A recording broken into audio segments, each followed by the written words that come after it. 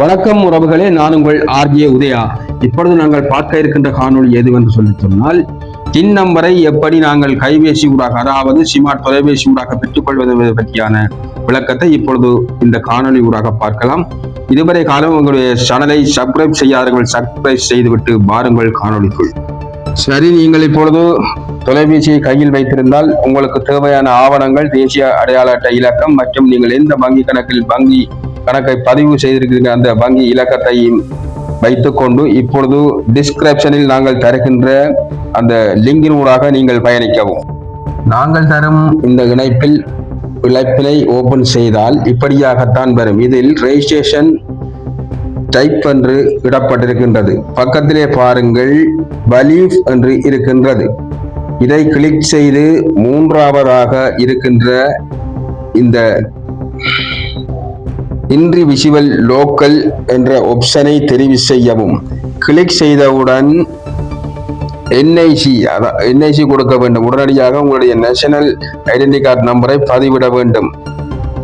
அடுத்து இப்போது பாருங்கள், ஸ்க்ரோல் பண்ணிவிட்டு கீழே வந்துவிட்டீர்கள் என்று சொல்லி சொன்னால் முழு பெயரையும் விலாசத்தையும் கேட்கும்.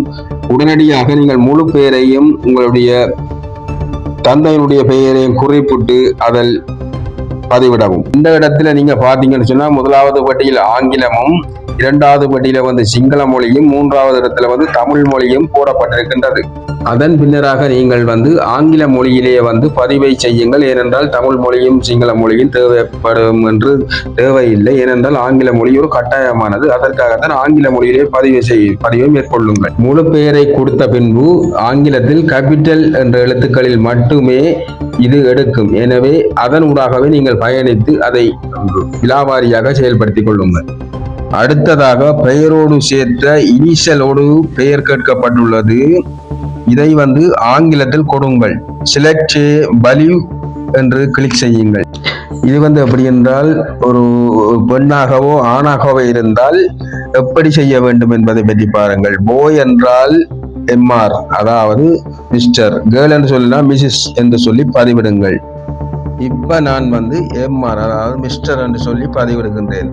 பின்பாக உங்களுடைய, அதாவது தந்தையினுடைய பெயரோடு சேர்த்து உங்களுடைய முழு பெயரையும் பதிவு செய்ய வேண்டும் இந்த தளத்தில். அதாவது எப்படி என்று சொல்ல, உங்களுடைய தந்தையினுடைய முழு பெயர், உங்களுடைய பெயர் அனைத்தும் குறிப்பிடப்பட்டு அந்த பாக்ஸில் இணைக்கப்பட வேண்டும். அடுத்ததாக உங்களின் பிறந்த ஆண்டு, மாதம், திகதியும் இதில் டைப் செய்யுங்கள். கண்டிப்பாக இதன் அருகில் பாருங்கள், கண்ட்ரி ஆஃப் பர்த் என்று கொடுக்கப்பட்டிருக்கும். அதையும் கிளிக் செய்து பாருங்கள், ஓபன் ஆகும். நீங்கள் பிறந்த நாட்டை டைப் செய்த பின்பு இப்போது இலங்கையை தெரிவாக்கி உள்ளீர்கள். அடுத்தடுத்து கேள்விகள் கேட்டுக்கொண்டே இருக்கும் கூகுள் என்றபடியால். அடுத்தடுத்து ஜெனரல் ஆயன கேட்கும். ஆனால் அதிலும் ஆனா பெண்ணா எனவும் கேட்கும். அது கூகுள் தானாகவே செலக்ட் செய்து தரும். ஏனென்றால் நீங்கள் ஏற்கனவே உங்களுடைய கணக்குகள் அனைத்தையும் அங்கே கொடுத்திருக்கின்றீர்கள். நீங்கள் ஒரு இந்த நாட்டு பிரஜையாக இருந்தால், அதாவது இந்தியாவோ ஸ்ரீலங்காவோ, இப்போ ஒரு கதைக்கு இலங்கை பிரஜையாக இருந்தால் அது ஏற்கனவே உங்களுடைய ரெக்கார்ட் ஃபைல்கள் அனைத்தும் இருக்கும். அதன் ஊடாகத்தான் இது பயணிக்கும், கூகுள் பயணிக்கும். எனவே இதன் உண்மையான விரிவான விளக்கத்தை யாருமே இதுவரைக்கும் தந்ததில்லை. இதை நாங்கள் பொறுமையாகத்தான் கையாள வேண்டும். இதையும் நாங்கள் கூகுள் ஊடாகத்தான் சென்று பயணித்து கேட்டு இதனை மக்களுக்காக நாங்கள் இதை செய்து கொண்டிருக்கின்றோம்.